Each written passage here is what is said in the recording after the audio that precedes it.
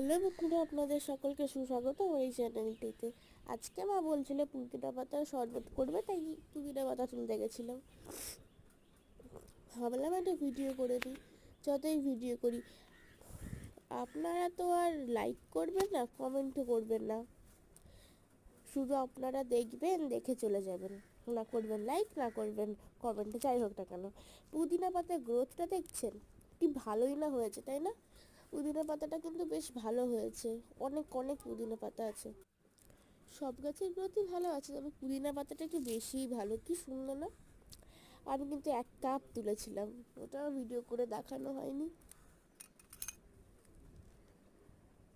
এদিকে লঙ্কা গাছে অনেক ফুল এসেছে, কিন্তু লঙ্কা যে কবে হবে কি জানি, লঙ্কা আর হচ্ছে না। এই যে ছোট ছোট যে গাছগুলো আছে, ওটা হচ্ছে টমেটো গাছ। উচ্ছে গাছ যেটা আছে না, উচ্ছে গাছের এখানটায় হচ্ছে আপনার পেঁপে গাছ হয়েছে আর খেজুর গাছ হয়েছে। দেখতে পাচ্ছেন তো? দেখতে তো অবশ্যই পাবেন। আর এই পাশে হচ্ছে পেঁপে গাছ আছে।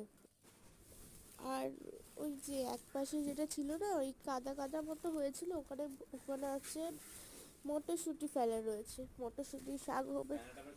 একটু একটু পাতাও হয়েছে। ড্রাগন গাছটা না অনেকটা বড় হয়ে গেছিলো, কিন্তু ঘুড়ির মাঝখান কেটে গেছে। যাই হোক না কেন, আমি আমার এই কয়েকটা গাছ আপনাদের দেখিয়ে দিলাম। প্লিজ লাইক করবেন। যতই বলি আপনারা তো লাইক করবেন না। যাই হোক, টাটা।